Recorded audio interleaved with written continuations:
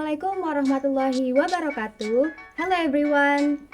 Perkenalkan, nama saya Melisa Agustina dengan NIM A1A223014.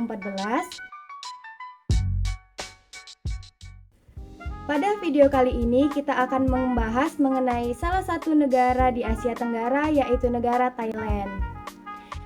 Seperti yang kita ketahui, Thailand sebuah negara yang berada di Asia Tenggara yang dikenal dengan julukan Negeri Gajah Putih. Dan juga Thailand ini dikenal sebagai pusat utama agama Buddha yang lebih dari 95% populasinya yang menganut Buddha Theravada, yang menjadikan agama ini pilar utama identitas, budaya, dan juga hukum negara.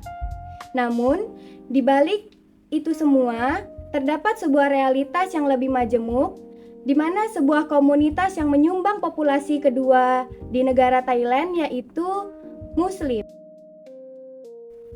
Lalu, bagaimana mereka menyeimbangkan iman yang kuat, bahasa Melayu yang diwariskan, dan juga tuntutan identitas yang merupakan identitas nasional Thailand?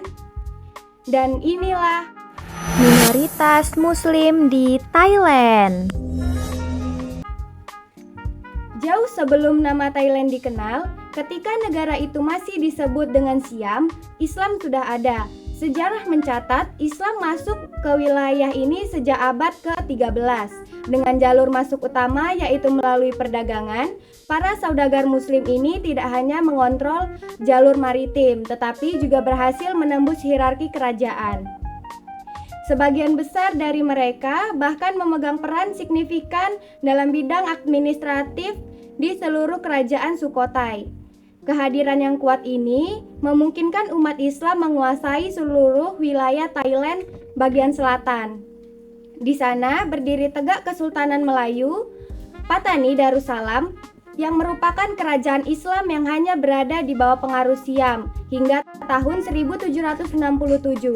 Wilayah ini adalah inti dari identitas Muslim Thailand.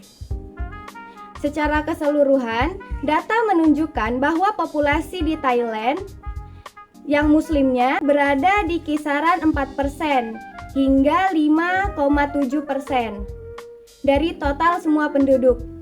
Angka ini menjadikan Islam sebagai agama terbesar di negara ini, namun masih sangat kontras dibanding mayoritas Buddha Theravada yang mencapai 95%. Populasi Muslim di Thailand ini terbagi menjadi dua kelompok besar, yaitu Muslim Melayu atau Malay Muslim, di mana mayoritas Muslim Thailand ini banyak di sana, yaitu di kawasan Patani, Yala, dan juga Narathiwat, khususnya Provinsi Patani, dengan jumlah Muslim mencapai 80% total penduduk di sana. Mereka lebih dekat ke budaya Melayu dan menghadapi problematika utama sebagai minoritas. Yang kedua ada Muslim Thai atau Thai Muslim. Mereka ini berada di Thailand bagian tengah dan utara dengan populasi yang mereka jauh lebih majemuk. Mereka juga mencakup keturunan Muslim dari Iran, Champa, Indonesia, India, Pakistan, dan juga Tiongkok, serta Melayu yang bermukim di daerah mayoritas Buddha. Problematika yang dihadapi oleh umat Muslim di Thailand berpusat pada Muslim Melayu yang di bagian selatan karena mereka dianggap dan juga dipandang dengan sikap negatif serta diberi julukan kaek atau dalam bahasa istilahnya itu tamu atau orang asing, dan digunakan sebagai konotasi kebijakan asimilasi yang mengancam identitas mereka seperti bahasa Melayu yang jarang diajarkan di sekolah negeri maupun juga sekolah swasta. Identitas mereka juga diwajibkan menggunakan nama-nama Thailand dan memakai pakaian non-Melayu jika ingin masuk sekolah negeri. Ketidakpuasan yang akut ini melahirkan perlawanan. Masyarakat Muslim Melayu membentuk organisasi seperti Patani United Liberation Organization atau PULO dan Barisan Nasional Pembebasan Patani yang disingkat dengan BNPP.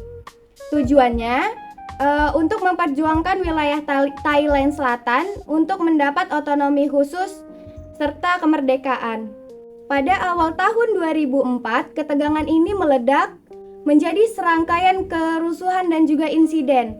Penduduk Muslim Melayu tidak senang dengan reaksi keras kerajaan pusat yang bertindak militeristik terhadap gerakan separatis.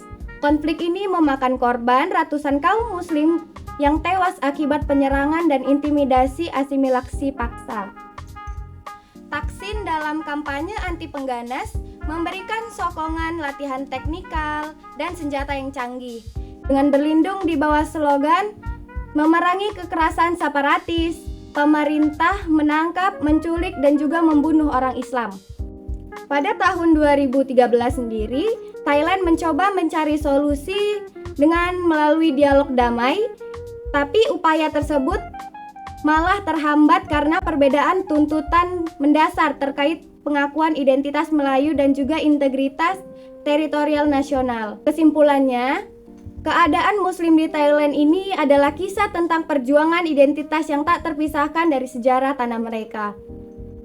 Konflik di selatan adalah hasil dari penolakan terhadap kebijakan asimilasi paksa yang telah berlangsung lama dan reaksi keras pemerintah terhadap upaya mereka untuk mempertahankan budaya dan hak atas wilayah mereka. Dan inilah akhir dari pembahasan mengenai minoritas Muslim di Thailand. Saya akhiri, wassalamualaikum warahmatullahi wabarakatuh.